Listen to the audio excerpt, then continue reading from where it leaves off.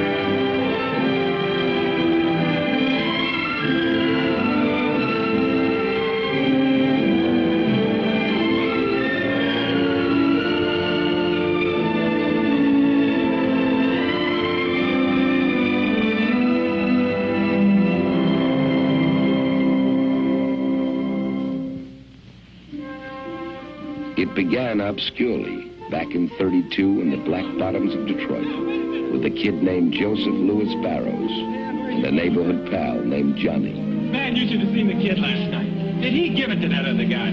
Bam! Wham! And he knocked him down. And the other guy was out. Wait, Joe, let me show you how he did it. He came out up on his toes like this and flicked him with the left. And then he threw a right and then a hook. And the other guy threw a right cross and missed the kid, and the kid hardly moves off stride. Just like you didn't lose your balance when I shoved you then. You got a good sense of balance.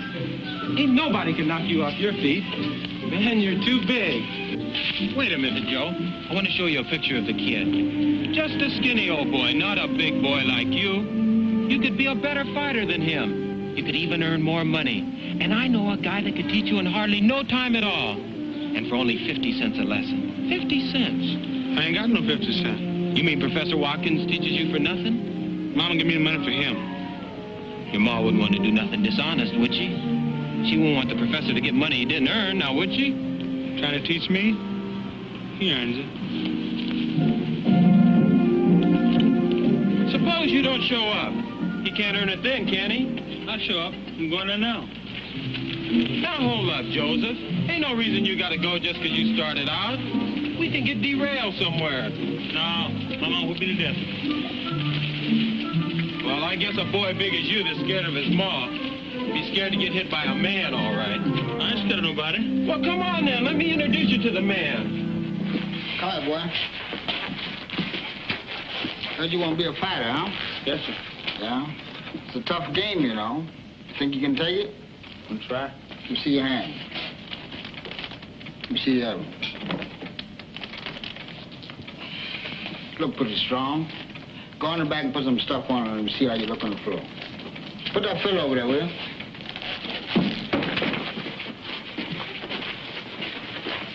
Snap that jab. Snap that jab. Put your hand all the way down. Okay. Put your hand out. Let me see how you... Not like that. Like this. Bend over a little bit. Just like that. See? Now, jab in this hand.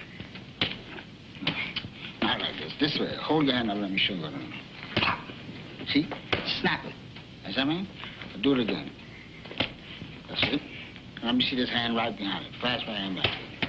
No, a little bit faster than that. No, like this. You see, you stick it. Fast. That's it. And then jab again. Let me see you jab again. Now, go ahead. Stick it. A couple times. Double up on it. That's good. See? Fast right hand behind it. Now stick the left hand out. Stick it like you mean it. That's it. Stick a couple of times. Fast right hand. Let's go. That's it. Nice. Stick again. See if you can bring that hook back after that right hand. That's it. Right back sticking. That's right. That's right hand. Let's go. Let's go. Hey, Joe. You forgot that fiddle there, buddy.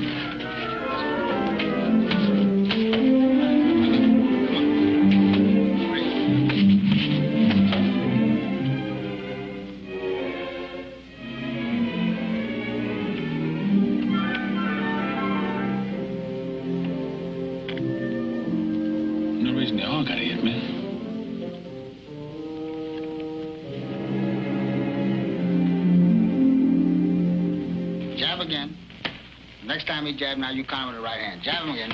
As you see now, you got to hit with that right hand. Now you drop the left hand. You got to bring it up a little higher. See, now I see you jab again. Go ahead, jab. No. You got to wait till after you jab. Then you counter with the punch. So you can't muff the punch right in midair. Now jab him again, Joe.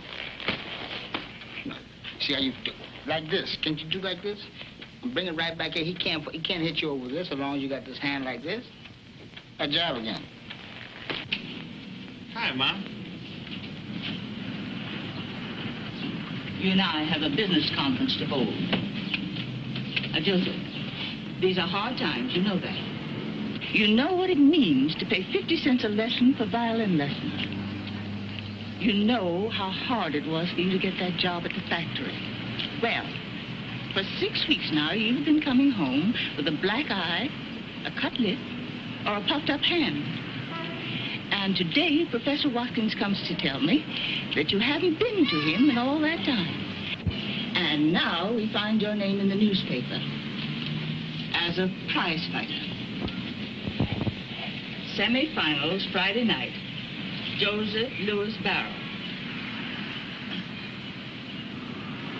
Fair prospect. Well, Joseph.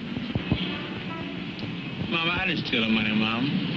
I used it for a business, Mom, and I'll pay it all back. But I'm learning something. I'm learning something that'll make us all rich. You'd be proud of me, Mom. You mean you have to learn to be a fighter? Yes. Where are you learning? In the gymnasium. I got promoted out of beginner's class in just 2 weeks.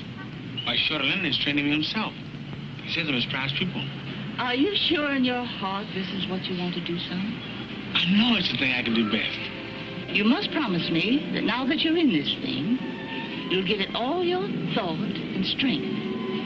If you're going to do it, you've got to do it right. I'll do it, Mom. And I'll get that job and I'll make you proud of me, Mom. I'll give me all the things for you, for the family, for everything. Or maybe that's when it really started with Joe's mother on the porch, when she said, okay.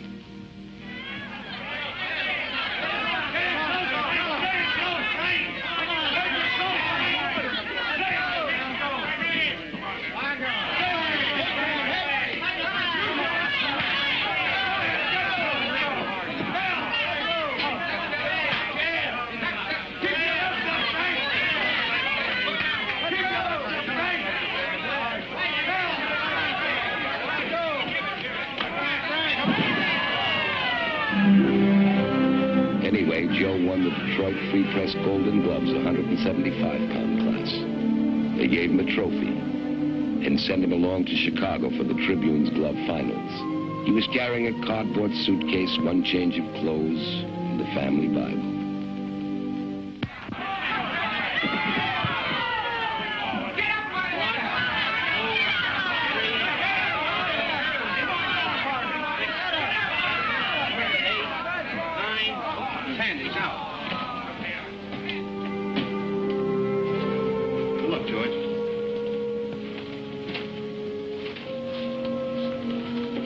Hi, Joe. Come in. Hi, Arthur. How you feeling? I'm fine. How do you feel? I can still feel those hooks in the body. I guess they weren't hard enough. Well, I got lucky tonight, but you'll do better next time. There's not going to be a next time for me, Joe. What you mean? No more fighting with my hands for me. I'm going into a different kind of fight game. I take my state bar exam next month. Joe, I'm going to be a lawyer. You kidding? What do you want to do in life, Joe? Well, Arthur, I'd like to be the best fighter in the world. You keep hitting as hard as you did tonight. You'll make it.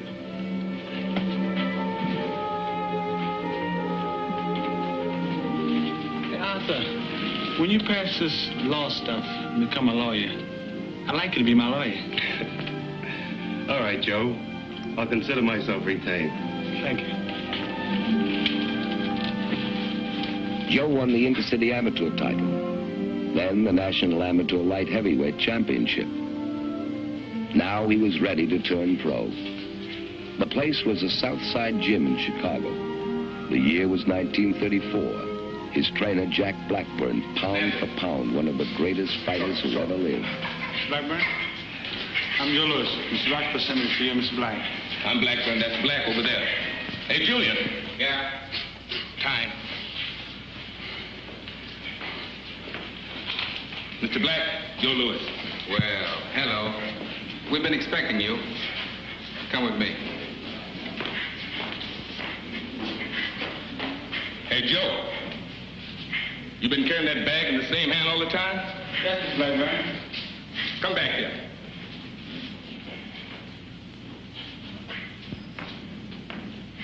Move it to the other hand. A bag can pull you off balance. Use two hands. Let the bag work for both hands. The bag is something heavy enough to exercise you. Yes, sir. And if you're smart, you'll do what he tells you. In the ring and out. Okay, Chappie. Come on. You know you're off balance.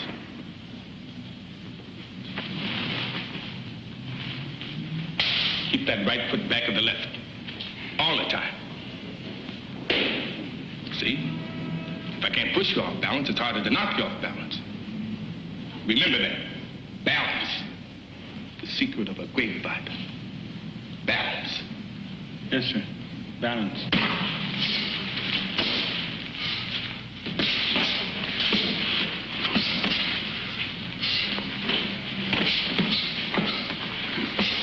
Balance. Time. You got a pretty fair left hand, Chappie, but it needs working on.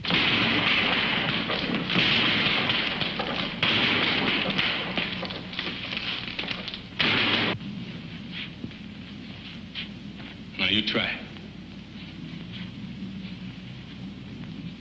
In.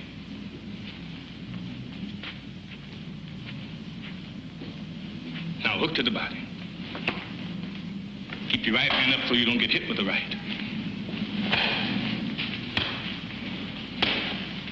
Now to the head. There you go, Chappie.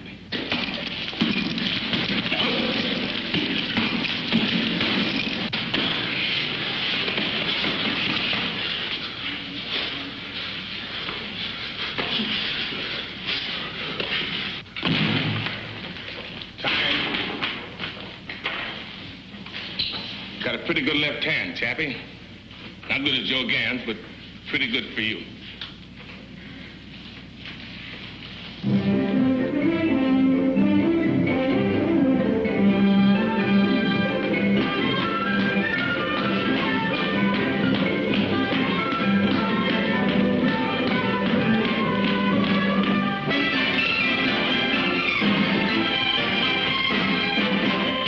Okay, Chappie. You got a real sharp left now. Still not as good as Joe Gans. What could Joe Gans do so great? What could he do? Now, Joe Gans could catch flies in the air with his left hand. That's what Joe Gans could do.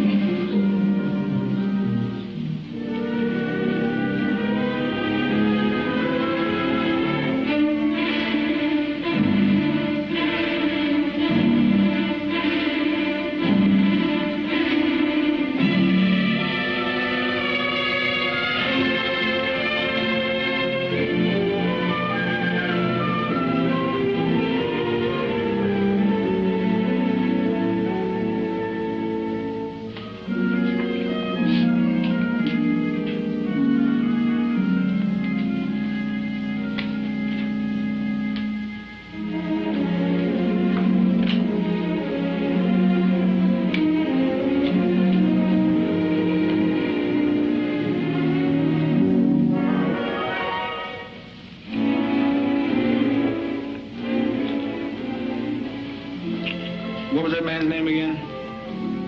You and him's the only one that could do that, Chappie. You satisfied, Mr. Blackburn? Now you call me Chappie. Chappie. Okay. Chappie.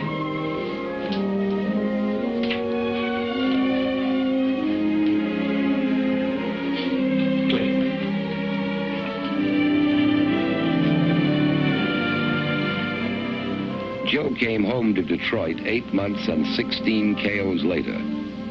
That night, 2 men from New York also came to Detroit, Jimmy Johnston and Mike Jacobs. They both wanted to sign Joe. They found him in the Frog Club, and so did I. Hello, Mr. Jacobs. Pat McGeehan, glad to see you. Joe Lewis. Is he going with you or Johnson and the guard? That's what I came to find out.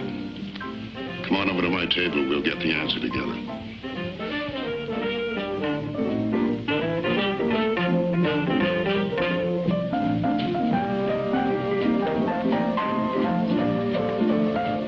Which one do you want? Jacobs or Johnston?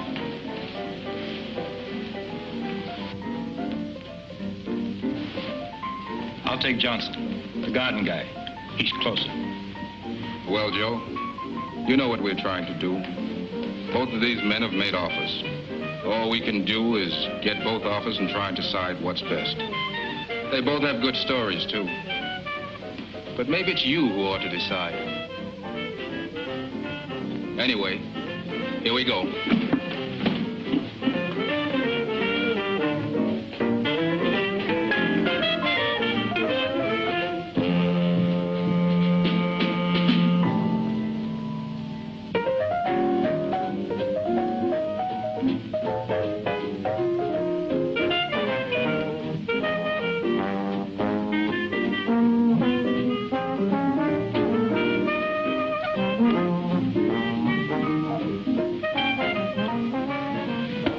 Johnson says he'll open Madison Square Garden to us, but he makes a condition. Jacob says he has the ballparks all tied up and can do more for us as an independent. But what's the condition? We have to do things his way. He'll make the matches for Joe. The matches he sees fit to make. Does that mean handcuffs? I don't think so. How's it sound so far, Chappie?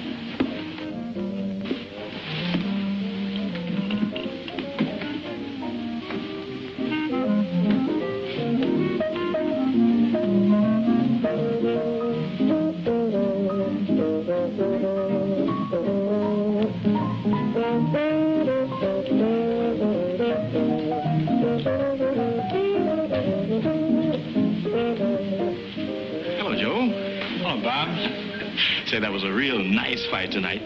Thank you, Bob. We got lucky. You enjoy me? No, thanks. We're leaving right away. Joe, this is my cousin, Marva Trotter. Marva, this is the Joe Lewis. I'm happy to meet you, Mr. Lewis. We've heard such wonderful things about you. Thank you. Are you the Detroit girl? No, I live in Chicago. I'm just here for a visit. Where about in Chicago? I'm in the book.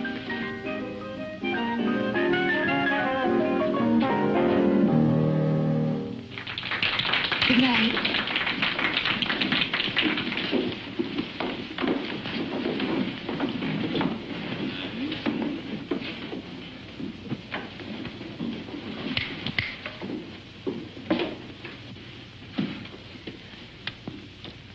Johnson says he'll make us $1 million. What else? Something one of the boys said. That we gotta remember Joe's a colored fighter. And as a colored fighter, he's got 2 strikes against him already. What did Jacob say? Jacob says he'll make Joe champion. Can he do it without the guard? I don't know.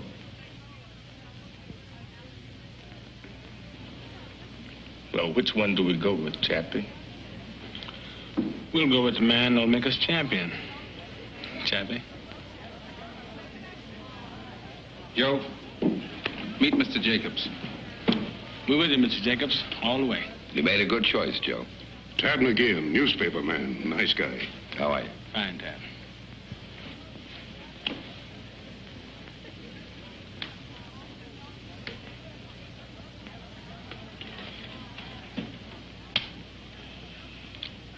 know something, Chappie? We're gonna have a lot of fun with that third strike. Joe was already a drawing card. They got him 5 fights in 25 days.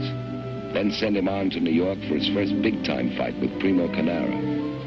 We all came down to cover him at Penn Station and went along when he delivered a letter from Mayor Kelly of Chicago to Mayor LaGuardia. It was a big day for Joe, but not so big he forgot a girl back in Chicago. Yes, can you make this out? I think so. Miss Marva Trotter, 5220 Concord Street, Chicago, Illinois. Arrived New York to fight Carnera next week. Going to gym to work out. Have to box 6 rounds today. No road work tomorrow. Raining. Miss you, Joe. May I have your last name and your address for reference, please? Joe Lewis, Pompton Lakes, New Jersey. Yes, of course. Joe found out what they meant by the saying, the bigger they are, the harder they fall. Primo was big and he was game, but Joe got to him by the 6th and it was all over.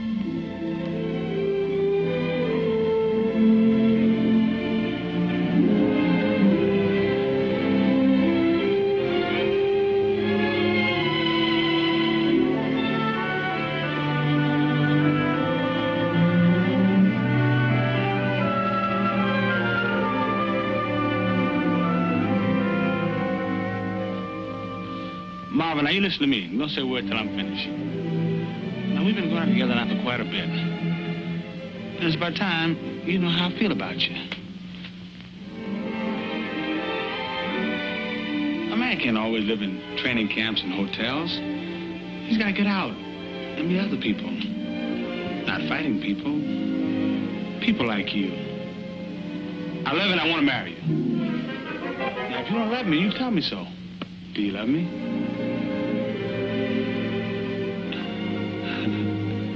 I can only say it like that.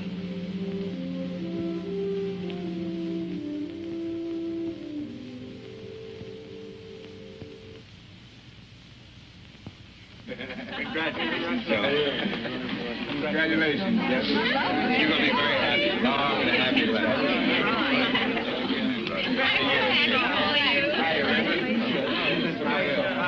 What do you think?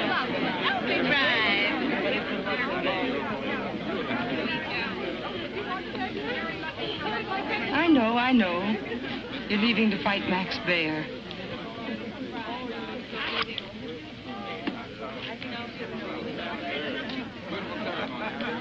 But I'll be right back.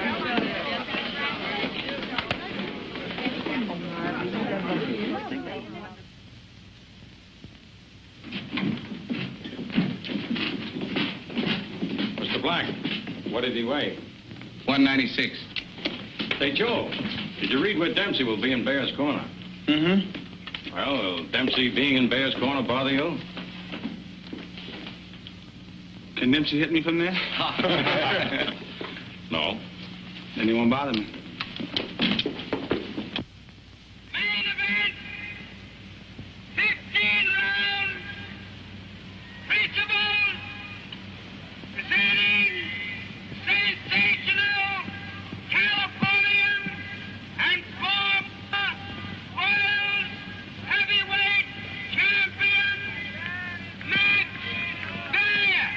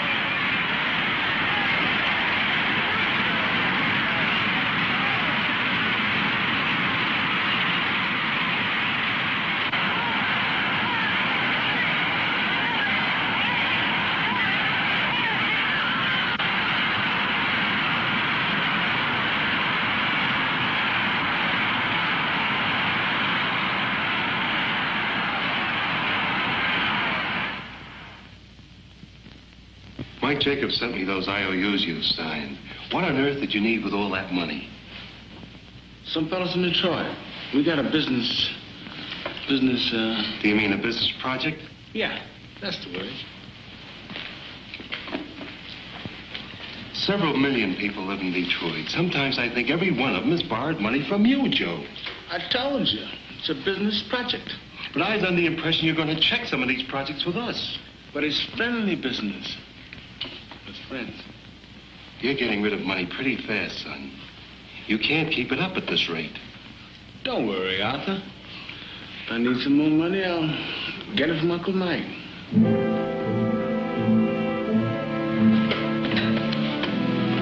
Maybe Joe was feeling too good by now, too cocky. 26 starts and 26 wins. Maybe you couldn't blame him, a boy who'd wrapped oranges for $1 a day. Hi, Tad. Hi, Joe. Hi, Chappie. Be with you in a minute. No worry. Where you going? I'm going with Mr. McGeehan to play golf. You don't watch out, that old son's going to boil the strength right out of you. You're losing weight too fast now. I like golf. Come on, Tad. We can call the game off if it's bad for him, Chappie. Come on, Tad.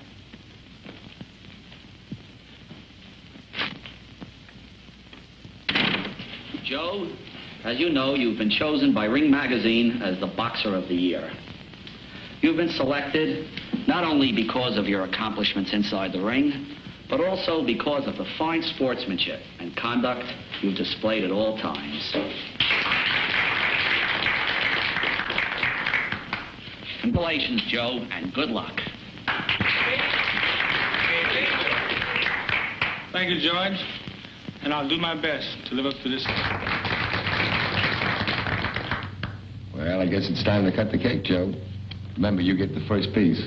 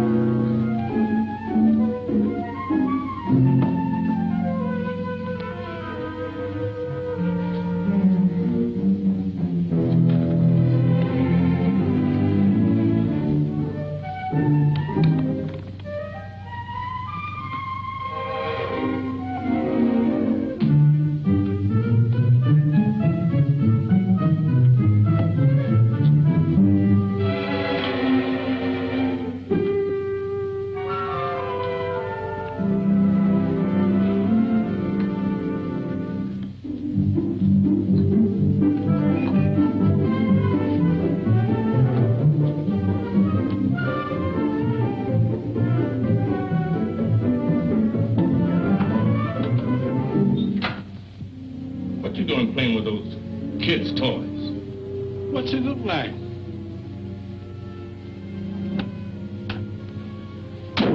Why ain't you in bed resting like you should?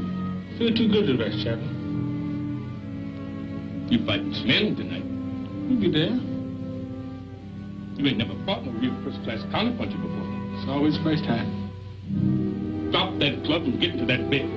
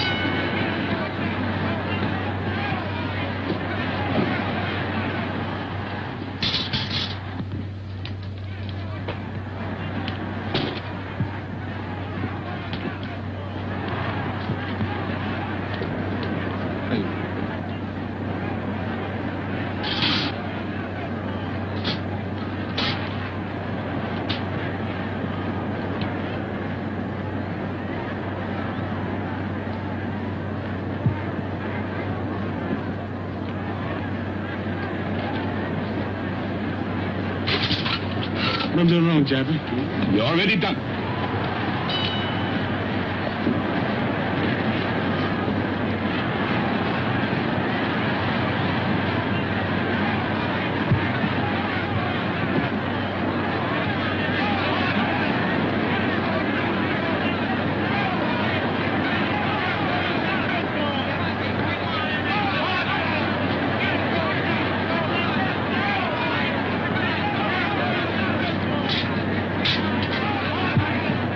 Chappie. Pin's coming up. Yeah, good right hand. Good right hand, Scott. Good right hand.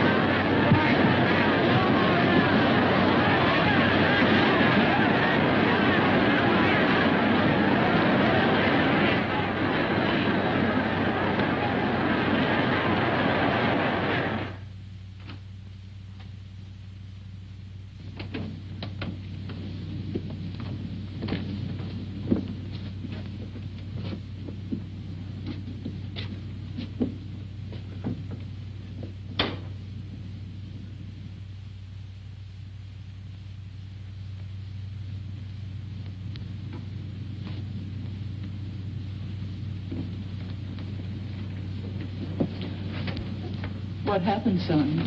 He beat me, Mom. Did you do your best? I didn't do my best before the fight.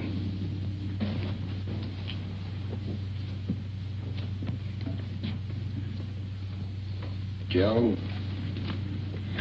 that punch he hit you with in the fifth, the foul, was that the big punch? He beat me fair.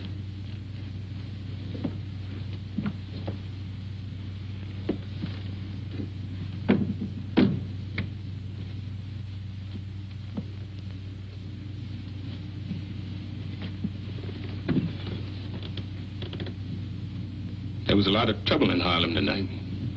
Gangs picking fights, turning over taxi cabs. Wasn't good. And I always said that if I ever did anything to make anybody ashamed of me, I'd want to die. Well, one thing I can say about Chappie.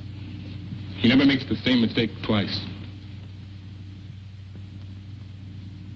Look, nobody got killed.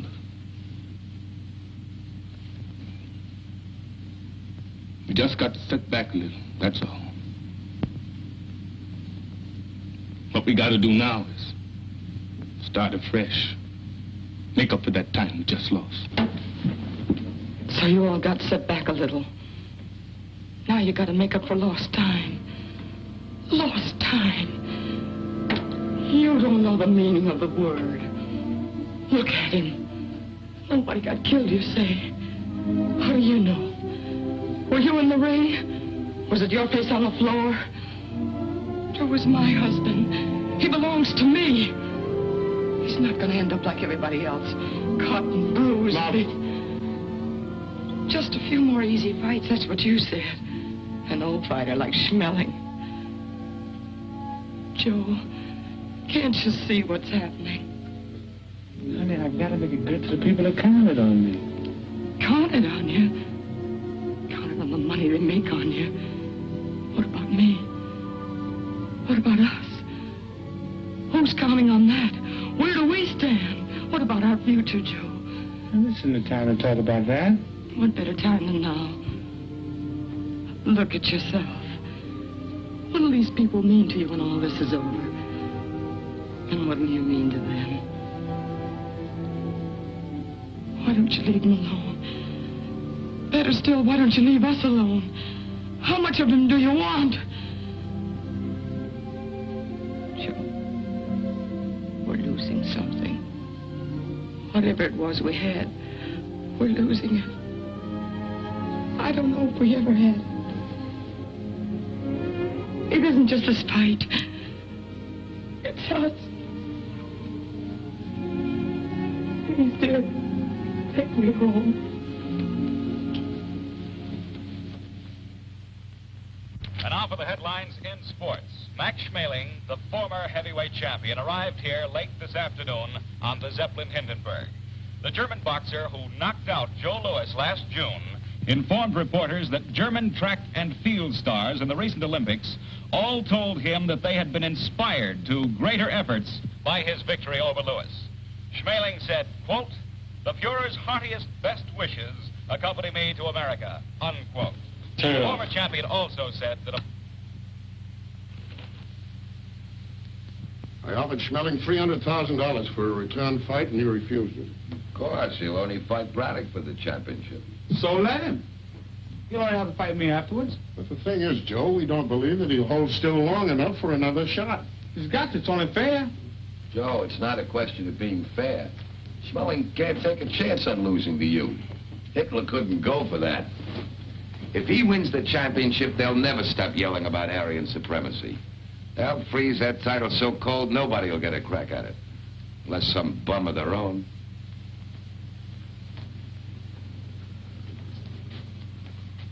There's got to be a way. I've got to have one more chance at him.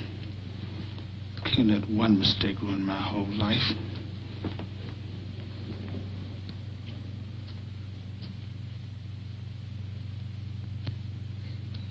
I won't let my people down.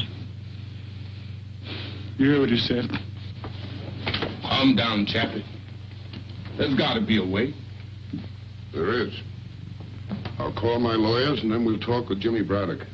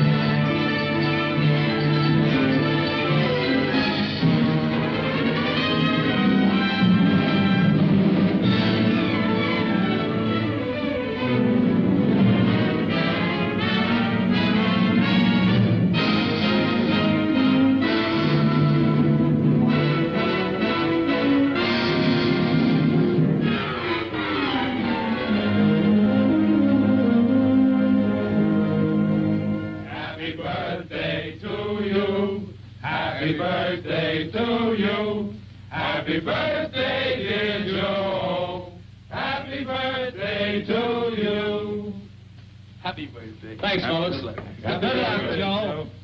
Happy birthday, Joe. Thanks, Chef. Happy birthday, Joe. Happy birthday. Happy birthday, Chappie.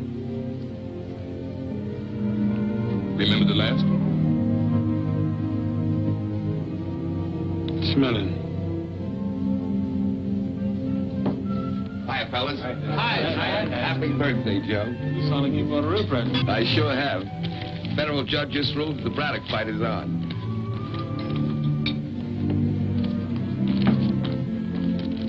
Dig right in, Chappie. Every trainer don't start until tomorrow.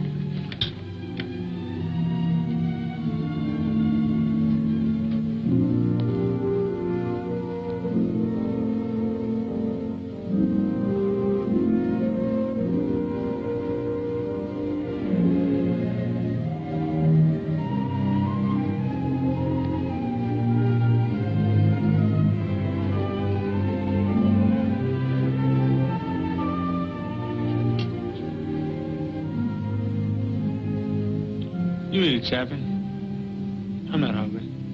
Yeah, what did I tell you? That Chappie don't make the same mistake twice. This was it for Joe. He'd come a long way for a 23-year-old. A crack at the champ. 50,000 fans turned out to pack Comiskey Park. Braddock was a popular champion. It was the first heavyweight title match in Chicago since Tunney and Dempsey had fought it out 10 years earlier.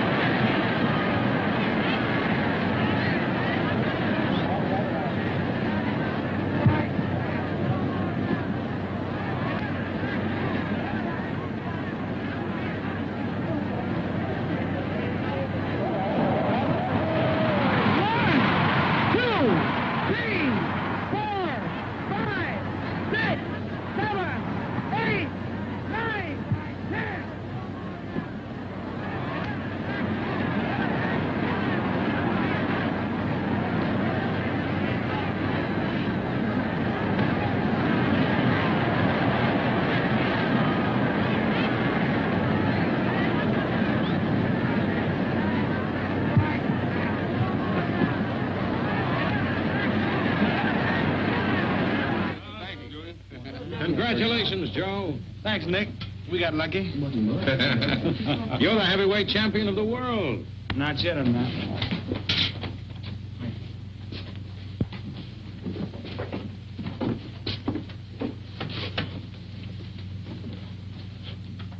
What'd you mean? None till I beat Schmeling.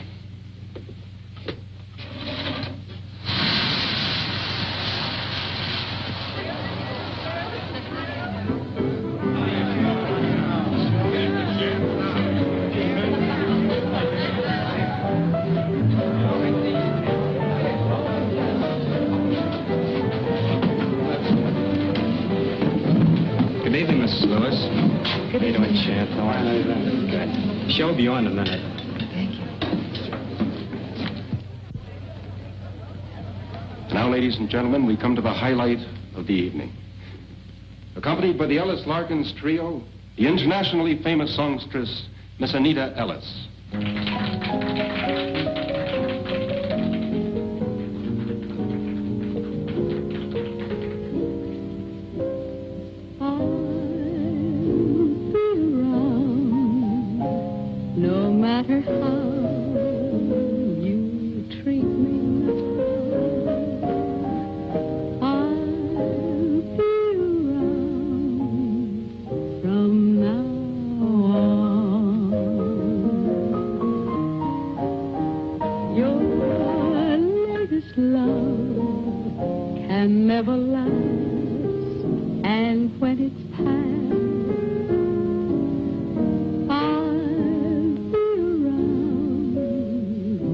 She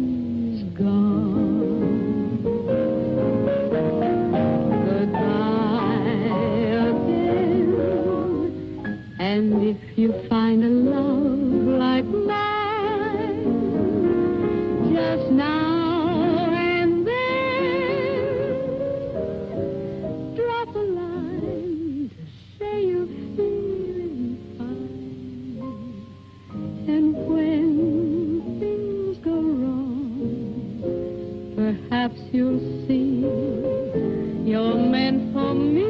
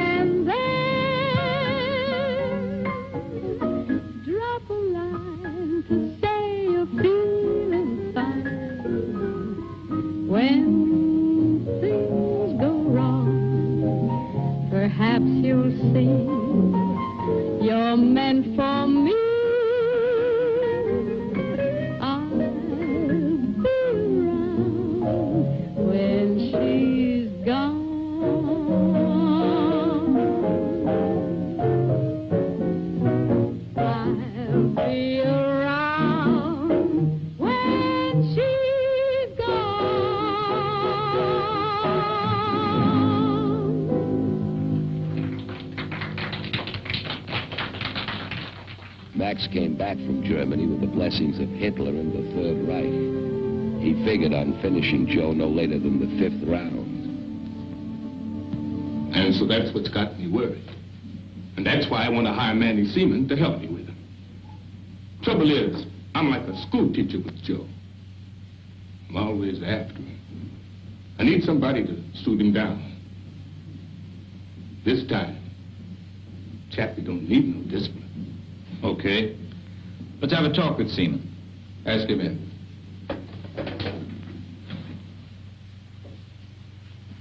Surprised that Chappie needs help. Roxy, there's one thing about Chappie. We don't have to worry. He knows what he's doing. Mr. Roxburgh, Mr. Black, Mr. Mannie Seaman. How do you do? Nice to know you. Have a seat, please.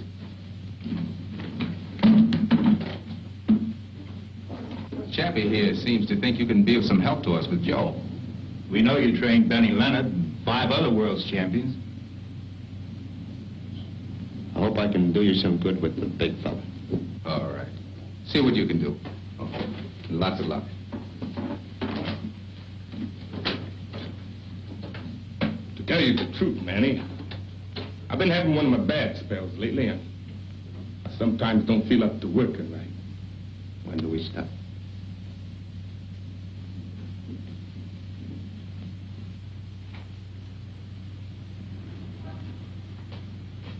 I don't know if I told you I got a box.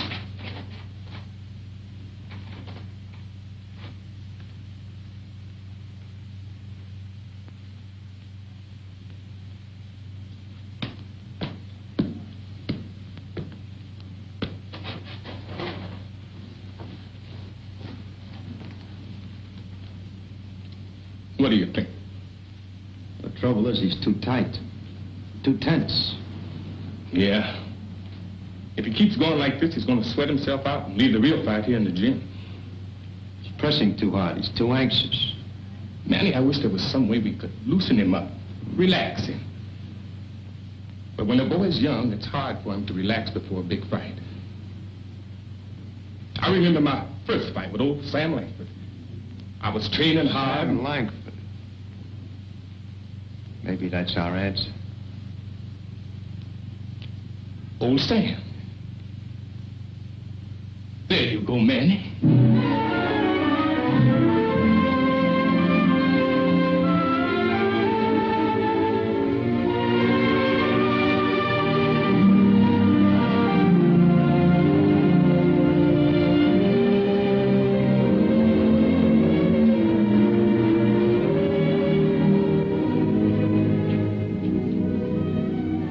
Sit down, boy. Gonna tell you a story. Who are you? How'd you get in here?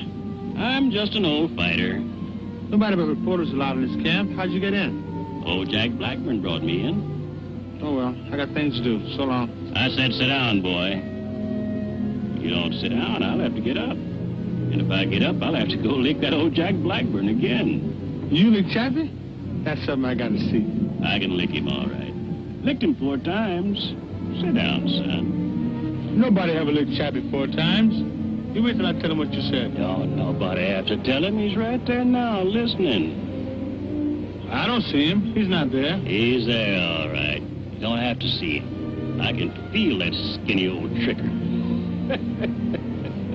I ought to be able to. Hi, Sam. Good day, Mr. Blackburn. Chappie, you listen good to what old Sam Langford has to tell you. Sam Langford? But Chappie, he says he licked you 4 times.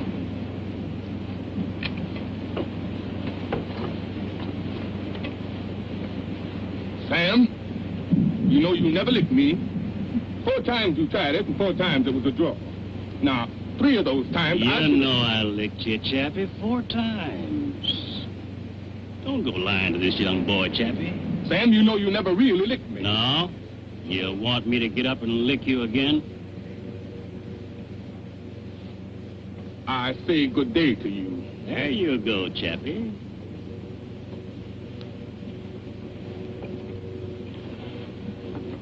Sam, how'd you lick Chappie? Huh? Oh, yeah. Well, the first time was in New Orleans, see? I hit him with Bess. And then I hit him with Sue. What did he do? Then... then he knocked me flat down. Did he knock you out? No, not me, never. He knocked me down. I sat there a minute. I looked up, and there he was, standing right there over me. I said to him, calm. Don't go away, young man. I'll be up there to see you in a minute. But you beat him. Of course I beat him. You called it a draw again. What happened the next time? Well, the next time was one of them old-time finish fights. I wanted to figure some way to get old Jack mad before the fight. So I come into the ring carrying a big lunch basket. Sure enough, old Jack sent the referee and some second old to find out what I was doing bringing all that stuff into the ring. So I said, well, it's a finish fight, see? Don't know when I'm going to finish, so I brought my lunch. Did that old Blackburn get mad at that? What happened? Fought all day. Another draw. But you licked him. Of course I licked him. Licked him again. They called it a draw. What happened the last time? Oh, yeah, well, nothing much happened that time. But how did it come out? It was one of them no-decision fights, see, and, well, to tell you the truth, son, that's the one fight that, he might have won, maybe. You're a good boy, son. Got nothing to worry about.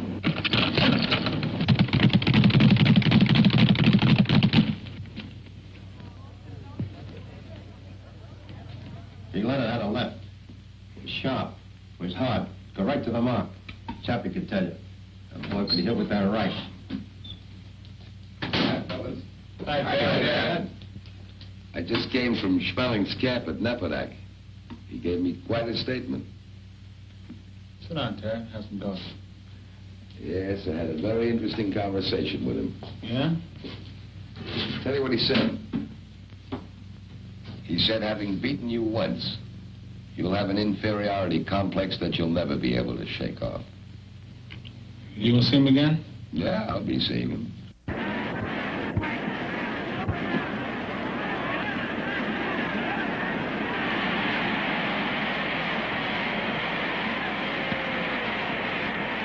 I want to impress upon you men now of the terrific responsibility you have in this ring tonight.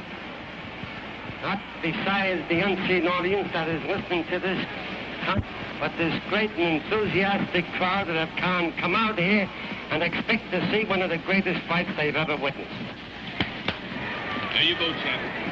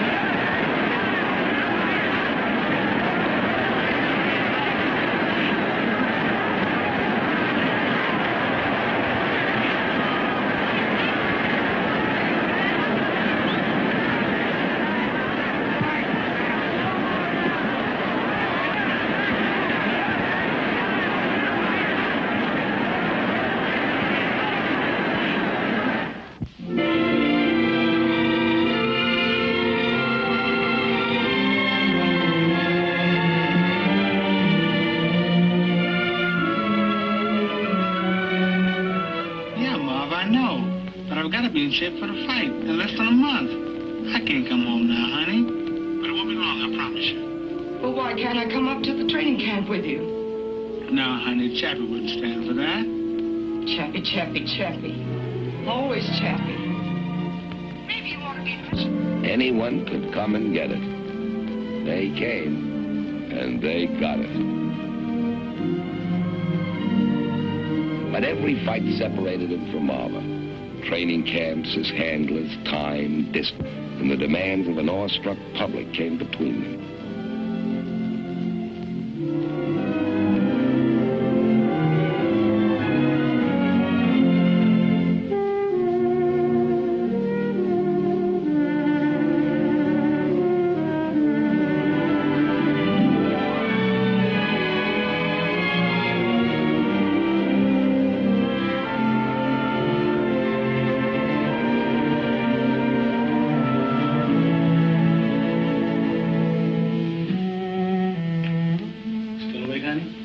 Since 4 hours ago, when you were coming back to take me to dinner.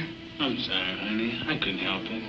Seems like no matter what I want to do, there's always something I've got to do. Joe, how long can we go on like this? It won't be long, honey. We'll be together, and we'll have so much money, we'll be set for life. A fighter can't last forever. I want to make sure I've got a few good, sound investments, so you can have what you want. It's you I want, Joe. None of the other things mean anything without you. I'm afraid of what's happening to us. Joe, I had plenty of time to think. Nights like tonight, days when you're gone. I know what it takes to do what you're doing. It's not easy, and I'm proud of you.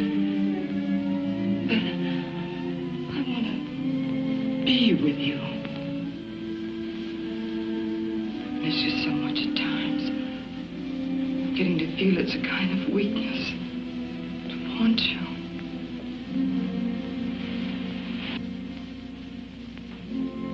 After 6 years of loneliness, Marva sued for divorce. Joe didn't know about courts or subpoenas, but he did instinctively what more husbands might do to settle arguments. Joe, what are you doing? We're going home.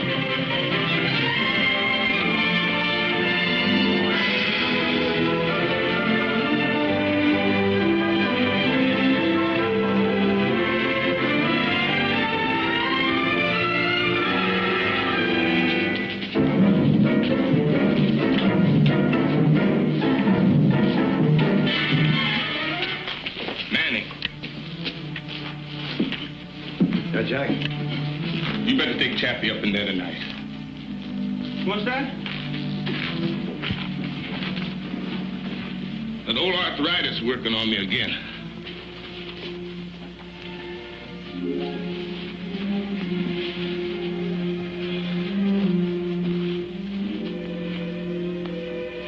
You go along with Mannie, son. I don't think I could make it up them ring steps. Come on, Chappie. Make your promise. You'll only have to walk up those steps once.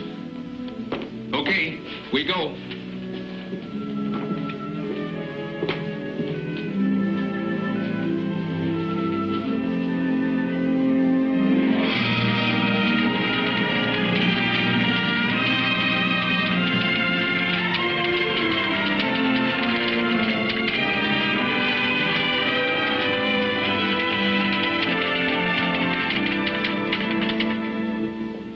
Seem real without Chappie, does it? No. You talked to him lately? Yeah. Talked to him on the phone yesterday. Sounds pretty weak. But he'll be all right. He's got to be. Sure. Well, might as well get set. Congratulations, Joe. It was a great fight. How do you feel? Feel pretty good. We had another like a night. Were you in trouble at any time? Well, at times. But he's a good fighter. Joe, this is being shortwave to our troops all over the world. And since you've donated your first Army relief, I'm sure all the boys in uniform would like to hear a word from you. Well, I'm glad I was able to do what I could. Can I say something personal? This microphone is yours, champ. I hope you're satisfied, Chappie. There you go, Chappie. There you go.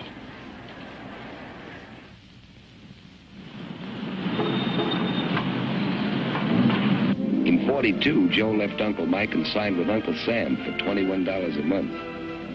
And he made a new kind of appearance at Madison Square Garden.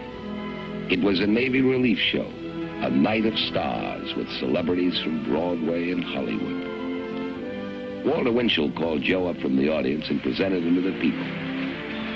I guess none of us will ever forget the short, simple speech he made. I'm only doing what any red-blooded American would do. We are going to do our part, and we will win. Because we're on God's side.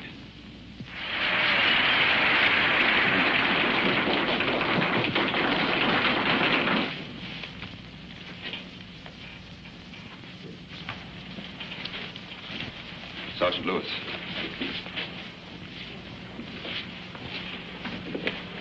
Joe, I've got bad news. Just got a call from Chicago. Jack Blackburn's dead.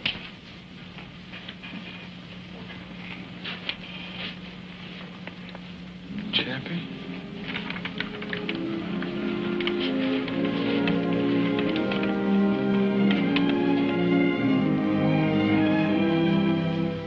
In the next 3 years, Joe traveled more than 50,000 miles doing morale work, talking to other GIs, fighting and refereeing for them and putting on exhibitions. He covered the 48 states, England, France, Italy, Alaska, and the Aleutians.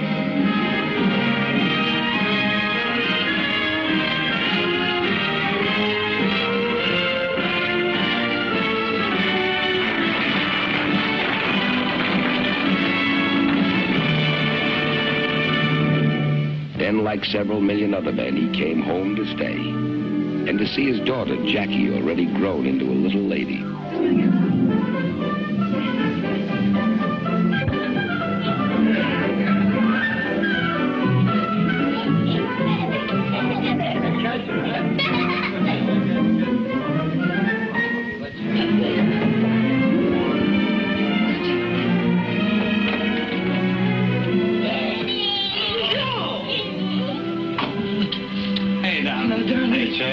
Hi, Mannie. Good to see you. We loved your letter. Did you have a good trip?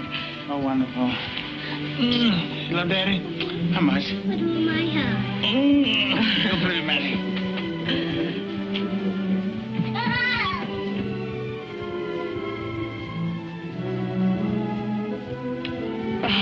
Oh, darling. It's been so long. Let me look at you. Let him home, darling. Everything will be fine. I know it's going to be all right. No more fights. No more separations. Just you and me and Jackie. Yeah, darling, just like you say.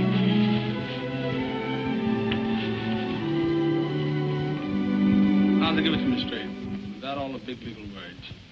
How do I stand in the money department? The story is, Joe, that most of the money is gone. You'll never be in want, of course. There'll always be enough for you and your children. But the big money is gone with the big years.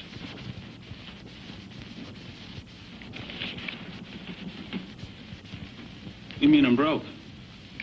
Not in the true sense of the word, Joe. But for you, the way you're used to living and spending money and giving it away, that day is over. You've got to settle down and realize... We've been through all that before. Tell me about this tax money I owe.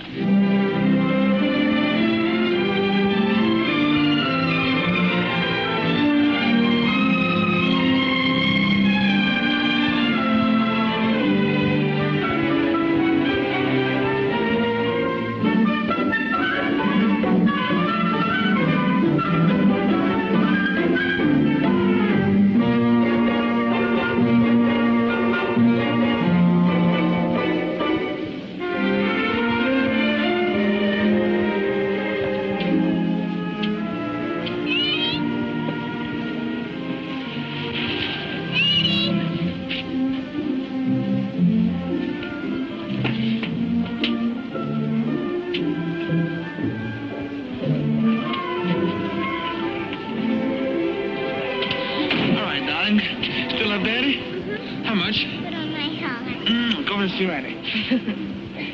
We thought we'd surprise you and drive down today so you can ride back tomorrow with us for Jackie's birthday party. Honey, I didn't call you about that. You see, I haven't much time before the fight. You wouldn't dare disappoint Jack. But, honey, if I don't get in shape, I'll disappoint a lot of people. Joe, what if we sold everything? Could we meet the tax then? Would you cancel your fight? No. Then we'd have nothing left. We'd have each other. We got that now. Have we? Joe, I don't understand you anymore. It isn't just me. You have a daughter now. She'll never be 3 years old again. But, honey, I can't break train and come to a party with a bunch of kids. But this is your daughter. But I'm a fighter. You're a father, too. Well, let's go, Joe.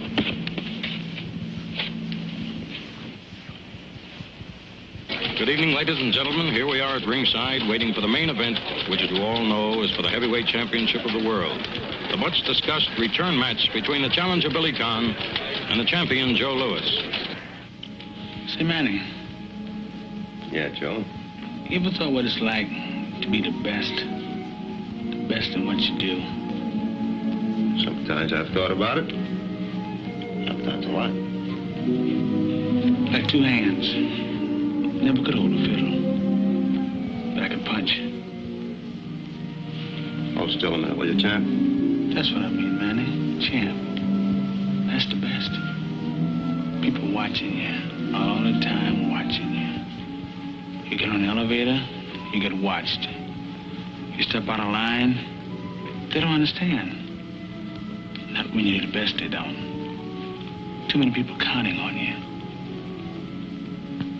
Been the best a long time, Joe. Yeah. A long time doing the things you sometimes don't want to do. And then again, not being able to do the things you do want to do. Like neglecting your wife. Because she can have part in the work that makes you the best. Like thinking out everything you say before you say it. So nobody can call you big-headed. You've been doing it a long time now, Joe. And no complaints. So long, that's all on my mind. Names, places I've been, people I've been with. Go on, Joe.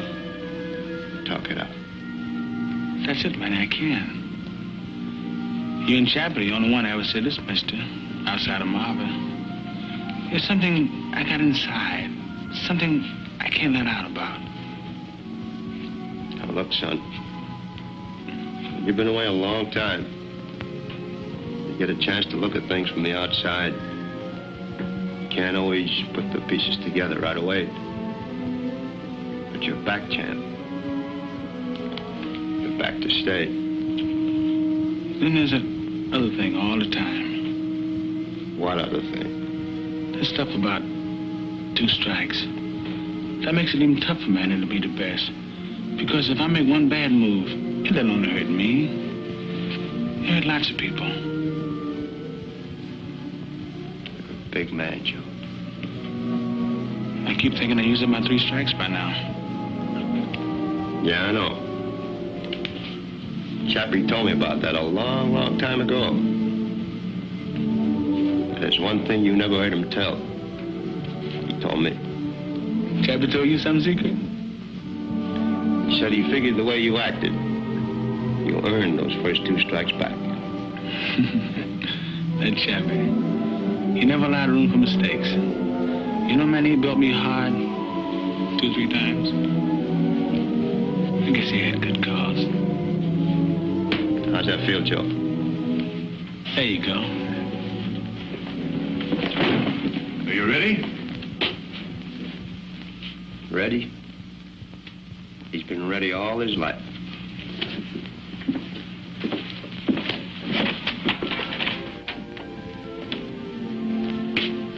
Hi, Mom.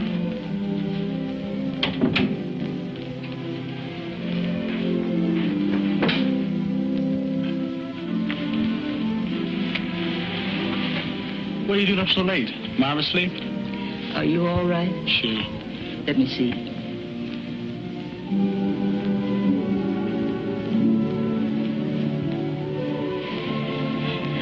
heard it over the radio.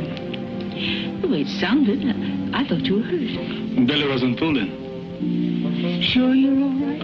Sure, darling. Stop worrying. Go to bed. Good night, darling. Joe.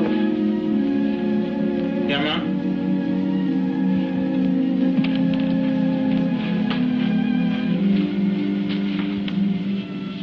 Marva isn't inside. She went out? She's gone home. To Chicago. Chicago? To get a divorce.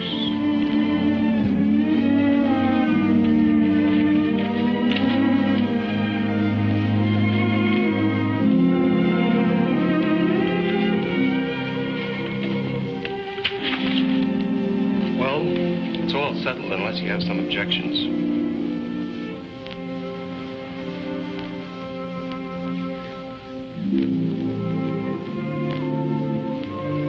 No objections.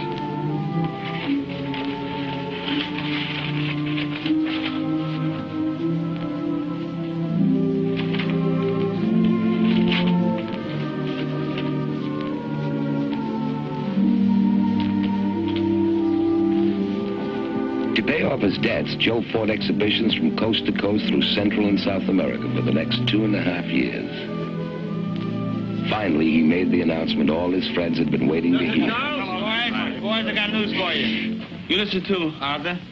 I promised my mother tonight, win, lose, or draw, after tonight this was my last fight. So as of now, I'm retired. Well, that is good. I'm going to get out of here. Gee, Joe, you don't know how glad I am. Hey, man. I'm sorry I'm late. How are you, champ? Hi, Tad. Hi, Sam. Hi, Ted. Joe and I were just cutting up a few old jackpots. How's your golf game? Oh, still slicing it. Can't break 90. What do you want to see me about, Tad? Well, there's something I wanted to talk to you about, and I thought Sam might like to hear it, too. Thank you, Ted. There's a lot of talk around, Joe. Talk? What kind of talk? About you coming out of retirement. Word that they're going to match you with Ezra Charles. People always talking. Pay it no mind. Well, I'd rather say it to you than have you read it in my column. If I don't write it, somebody else will. If you're thinking of coming back, Joe, don't do it. Maybe I got a good reason to come back. Yeah, the boys wouldn't like to see you try. I'm not worried. Why should they? Because they're your friends. And because they don't think you can win. The people want to see you stay up on top where you belong, Joe. There's lots of things you could do as the retired and undefeated champion. Keep it that way.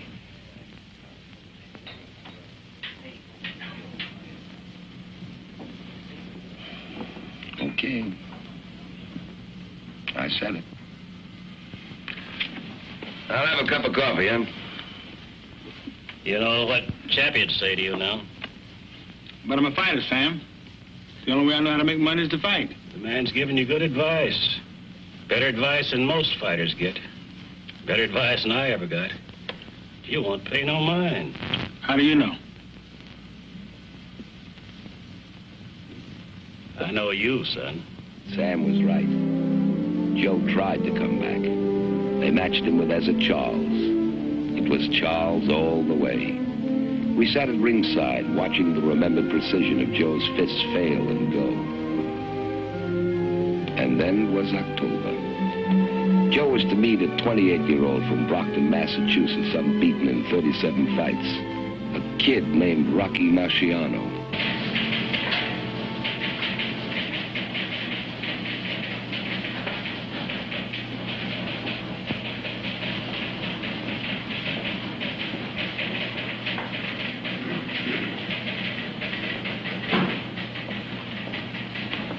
How come you assigned me to cover the fight at the Garden tonight? You haven't missed a Lewis fight in years. I don't feel so good. Virus? After all, it's only another heavyweight fight. And this kid couldn't last 2 rounds with Lewis in his prime. Joe's past his prime.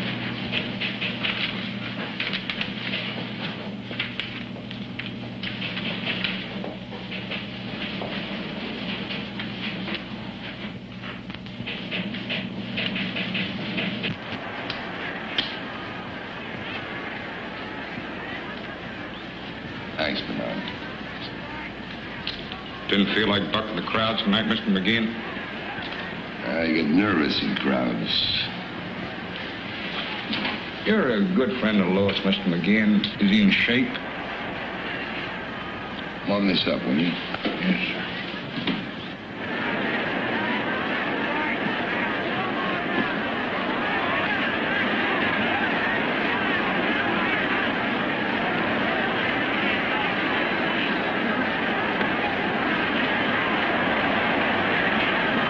Moves around pretty good for a guy his age.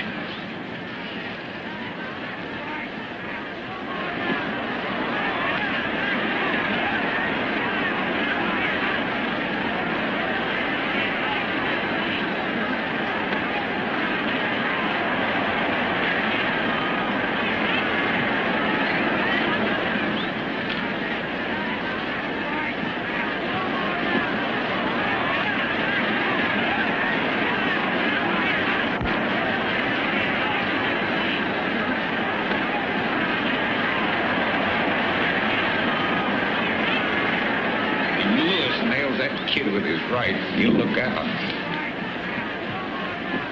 Louis got to catch him first. He looks real tired.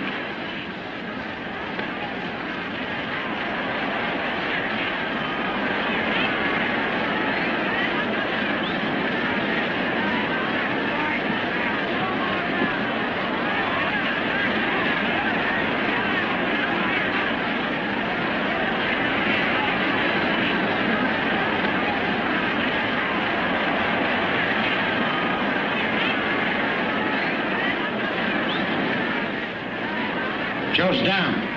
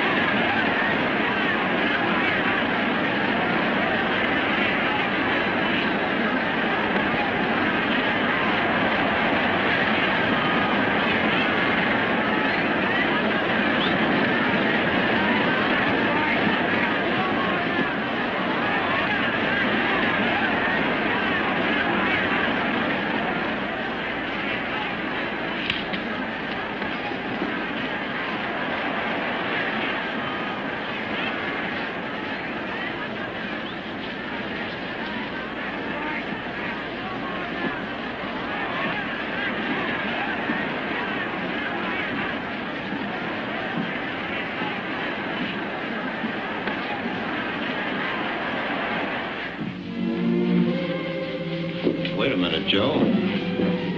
I'll go with you. Thanks, Mannie. I'd rather go alone.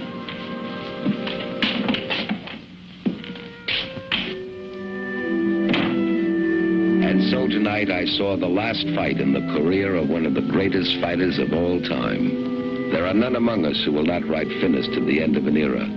Those of us who have come the full road with Joe Louis. From an open-faced cabin in an Alabama cotton patch. From the early days in Detroit, through the years when no man but Schmeling ever stood over him for the long count. Those who watched him grow, a taciturn boy, into a manhood he made rich with his great goodwill and deep humility. Those among us who saw in his rise a bright and permanent hope for all kids who start on back streets. Those who love him, and those who know him as a credit to the human race. Joe lost his wife, lost his title, lost his money, lost his beloved Chappie. But out of it all, he found himself. And from me, who knows him better than most, I can see a beginning, not an end. And from all of us tonight, champ, good luck.